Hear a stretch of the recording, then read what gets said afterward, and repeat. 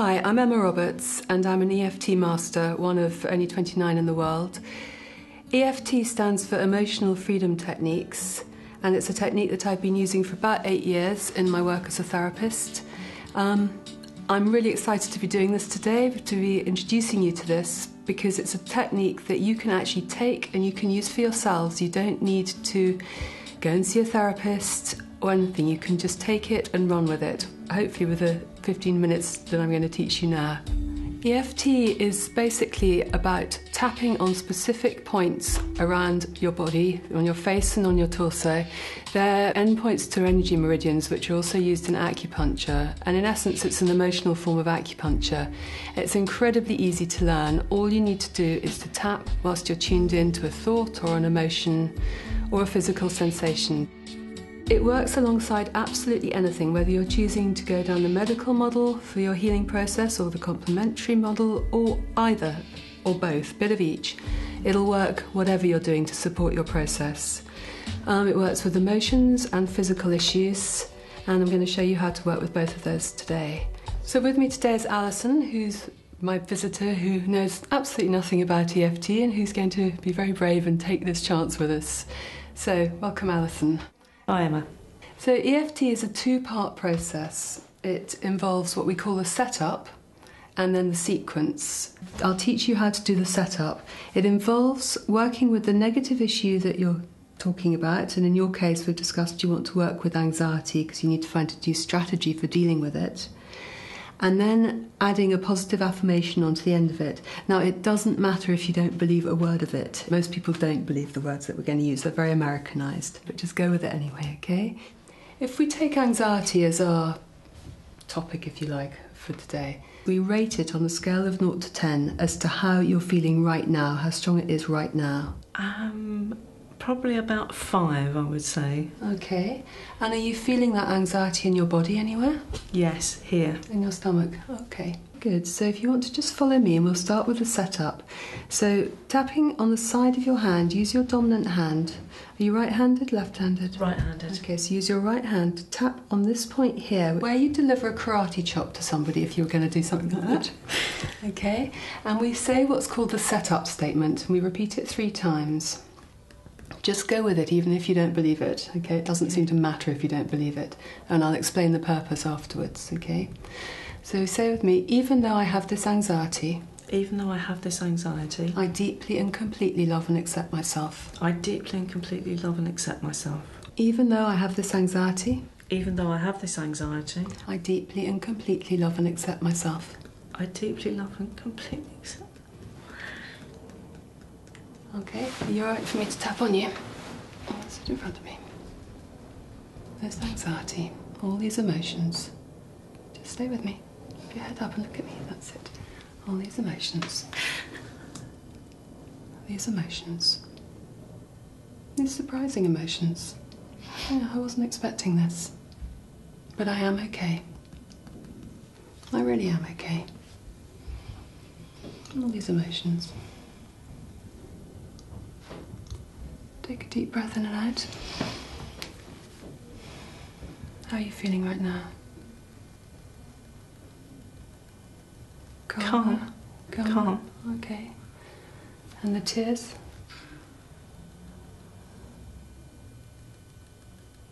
Still there? Going. Okay, good. Good. So just take another deep breath in and out. And I'm just going to explain to the visitors what happens then. That quite often happens when people first start doing that, when they say the very non-British statement of I deeply and completely love and accept myself, because nobody really does. And it's also, we don't say that sort of thing. But the ultimate aim of all therapy actually is to deeply and completely love and accept yourself, regardless of what's going on. So that's why we say that, the juxtaposition of the negative, even though with the negative statement, followed by I deeply and completely love and accept myself, seems to set up the rest of the system, rest of our body's system, our energy system, so that the work is easy, so that the rest of the points flow.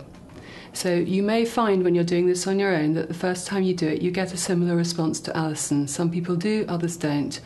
If you do, don't worry, just keep tapping, following this DVD, following us. using these points, and you'll be fine. It'll reduce quickly, as you've just seen. So, how are you feeling right now? I'm going to go back to letting you tap on yourself. Okay. The anxiety that was a 5 and your stomach. It's now down to a 2. I can feel it, but it feels lower. What does it feel like?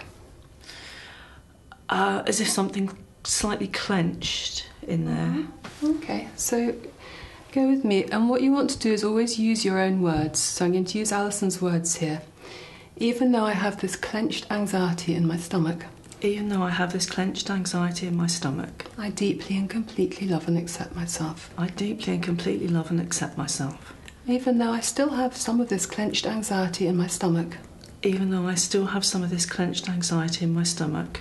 I deeply and completely love and accept myself. I deeply and completely love and accept myself. Even though I still have some of this clenched anxiety.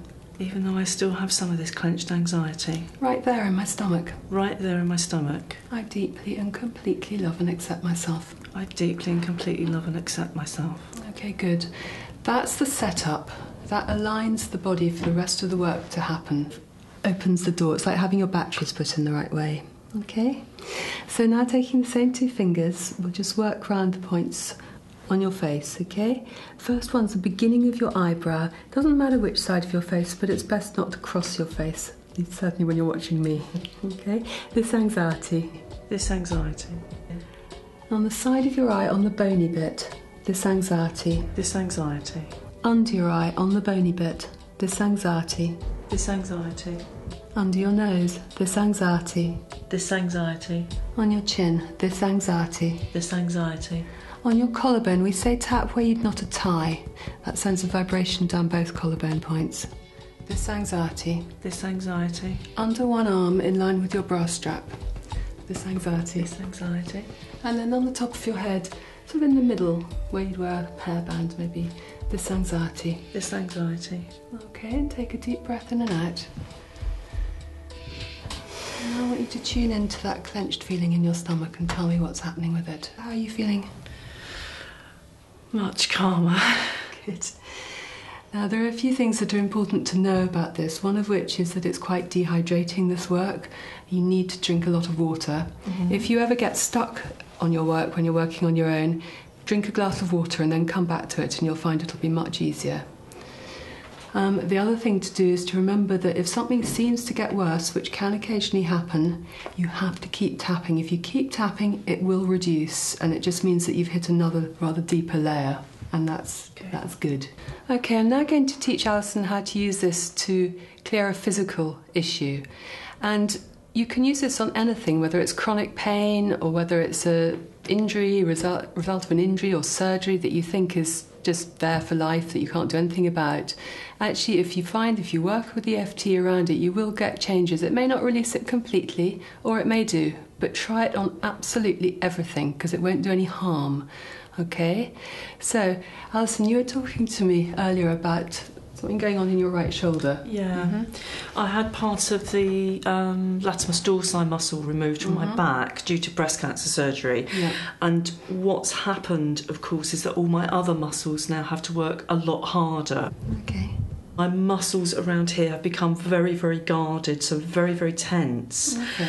And I've got reduced mobility. Okay, so without hurting yourself, show me how far you can move right now. In terms of getting my arm up, So that's about there. Okay. Side to about there. The back's pretty restricted though. When you think I can do that with my arm there, yeah. and that I can just about get to there. Okay. So it's actually the whole mobility of it. Yes, It's probably all the way this around, area up, is about sideways the and- only area in front of me where I can move it freely at the moment. Okay. So when we're working with physical issues, what we have to do is get very, very specific. I just want to explain to the other visitors exactly how to do this for themselves. Yes. So when I say specific, it's a bit like giving a grid reference to your unconscious mind as to where to direct the work. So if I was asking you to find the London Haven and I just said to you it's somewhere in West London, you probably never find it. But if I said to you it's page, 74, 3G on the A to Z, and I don't know if it is, you'd find it very easily. It's exactly the same with this. You need to be specific. So if you've got a back pain, if you tap on, even though I've got this back pain, that's too, we call global in EFT terms, that's too big. You need to go to, even though I have this pain at the top of my right shoulder blade, or something that really directs you into where it is. So that's the first thing when working with physical issues, the specificity, the location. Okay. The second thing is the quality.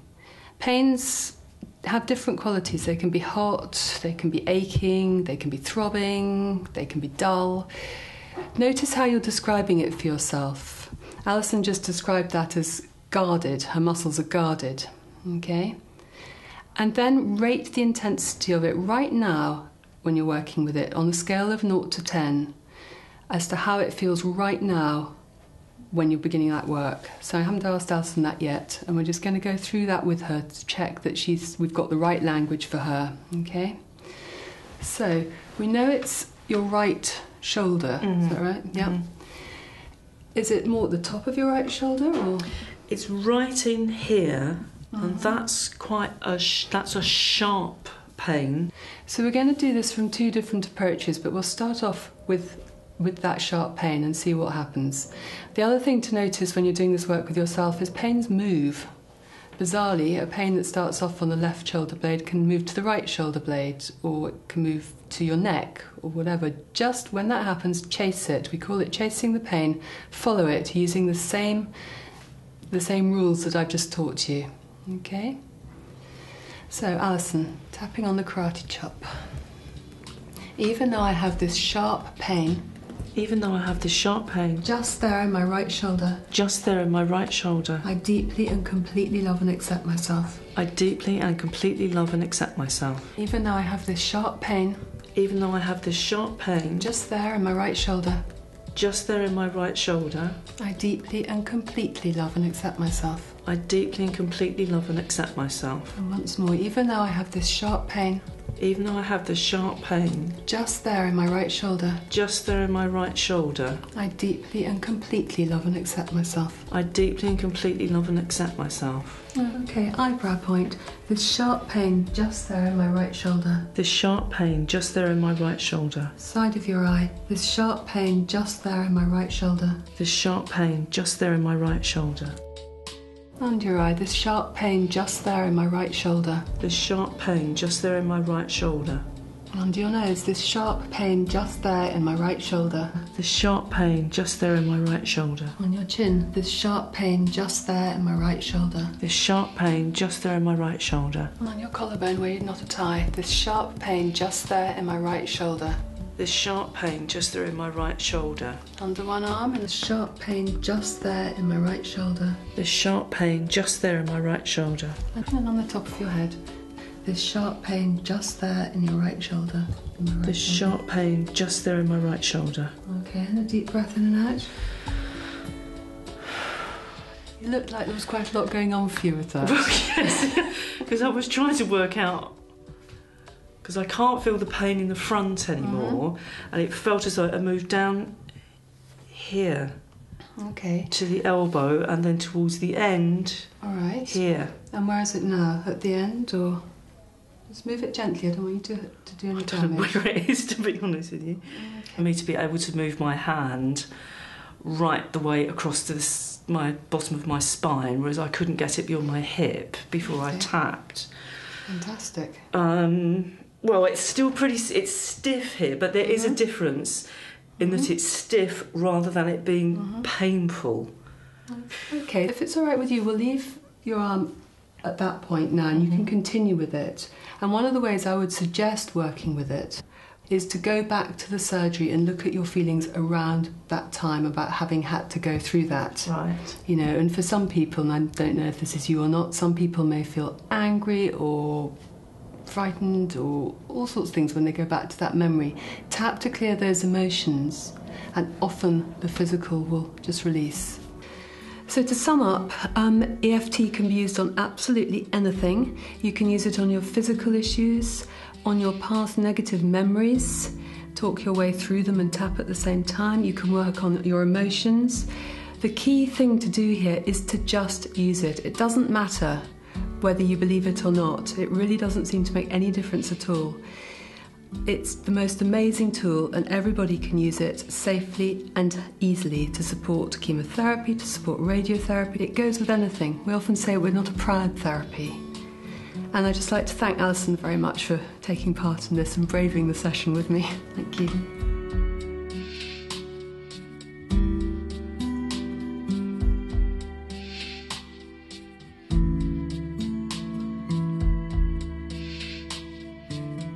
With EFT, one of the really good things is you can use your own language. So you can just let rip when you're actually describing the emotions, which is the whole point of it. There's no point in phrasing things in perfect Queen's English. You need to express what you're feeling and use your own language to do that. And I think that's really great. I think especially if you're a verbal person like I am, I think that'll be really useful.